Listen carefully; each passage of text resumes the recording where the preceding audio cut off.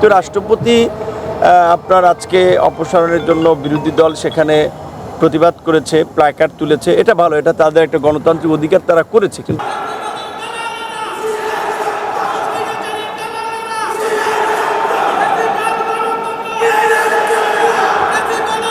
Print এবং এটা হচ্ছে কি, এখন আসলে অনেক কথা বলে মানুষ পছন্দ করে যে সস্তা কথাবার্তা, হ্যাঁ, সবসময় মানুষের সেন্টিমেন্ট অনুযায়ী কথা বলি বা মানুষ যেটা চায় আমরা সেটা কথা বলি। কিন্তু একটা দায়িত্বের জায়গা থেকে, দায়িত্বশীল জায়গা থেকে চাইলে আসলে আমরা হুজুগে কথা বলতে পারি না, কিংবা একেবারেই সবাই যে বিষয়ে বাহাবা দেবে সেই লাইনেই কথা বলবো, এটা আমার জায়গা থেকে আমার ব্যক্তিত্বের সাথে আমি যায় না বলে আমি মনে করি।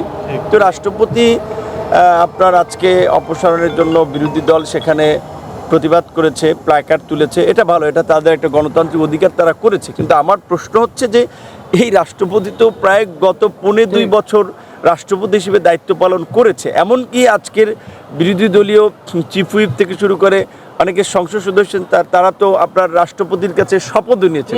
তো সেদিন তারা এই গার্ডসটা দেখাতেন, এই ব্যক্তিত্বটা, এই পার্সোনালিটিটা দেখাতেন যে না, আমরা গণ অভ্যুত্থান নেতা, আমরা গণ অভ্যুত্থানের সংগ্রামী চরিত্র, আমরা এই ফেসিবাদী রাষ্ট্রপতির কাছে শপথ দেব না। সেদিন তো দেখাতে পারেন না, অর্থাৎ ওই যেটা বলে যে নিজের প্রয়োজনে জায়েজ আর অন্যের প্রয়োজনে এলে সেটা হারাম, এরকম একটা ফতোয়া দেয়। তো এইটা আমরা মনে করি যেটা আসলে মানুষকে বিভ্রান্ত করা, একটা আইওয়াস কিংবা মিডিয়াবাজি করা, আলোচনায় থাকার জন্য আসলে এই ধরনের অবস্থান গ্রহণ করা।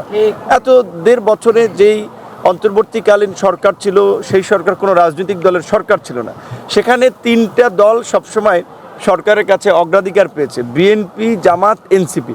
তো এখন সেখানে যদি ধরেন বিএনপির বাইরে অন্যরা যদি রাষ্ট্রপতিকে অপসারণের বিষয়ে শক্ত অবস্থান গ্রহণ করতো, তাহলে রাষ্ট্রপতি তো থাকতে পারতো না, সে সময় হয় নাই।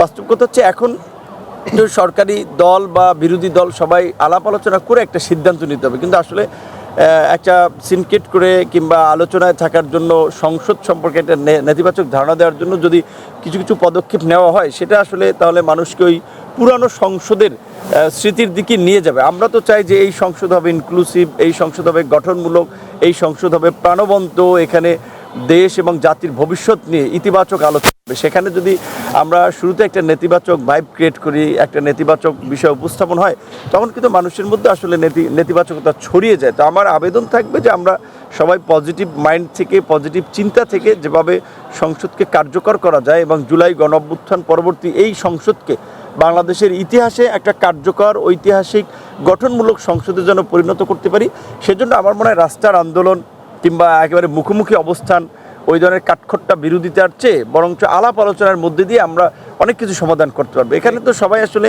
বলা চলে লাইক মাইন্ডেড পিপল, বিএনপি, জামাত, এনসিপি, গণ অধিকার, অন্যান্য যারাই আছে, আমরা তো সবাই ফেসিবাদের বিরুদ্ধে আন্দোলন করেছি, ফেসিবাদের সময় নিষ্পেষিত, নির্যাতিত ছিলাম। সুতরাং আমরা এই মজলুমরাই এখন সংসদে, সুতরাং এই মজলুমরা মিলেমিশে আলাপ আলোচনার মধ্যে দিয়ে আমাদেরকে যে কোনো সমস্যার সমাধানে এগিয়ে যেতে হবে। Thank you. তরুণ প্রজন্মের একজন প্রতিনিধি হিসাবে কি বলবেন তরুণ প্রজন্মের কাছে?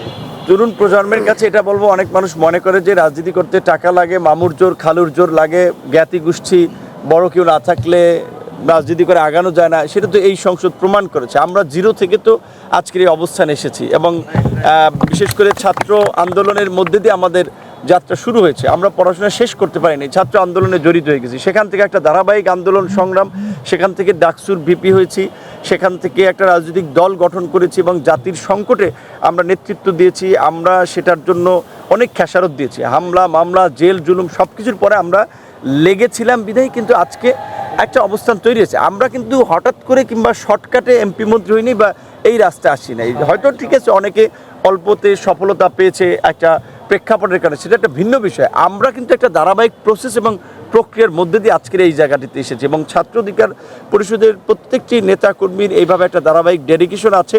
সেই জায়গা থেকে আমি আশাবাদী যে ছাত্র অধিকার পরিষদের নেতাকর্মীরা বা এরকমের আরও যারা সংগ্রামী তরুণ, তারা যদি লেগে থাকে, বাংলাদেশের রাজনীতিতে ভালো কিছু নেতৃত্ব পাবে বাংলাদেশ এবং আগামীতে রাজনীতিতেও নতুন কিছু আসবে ইনশাল্লাহ।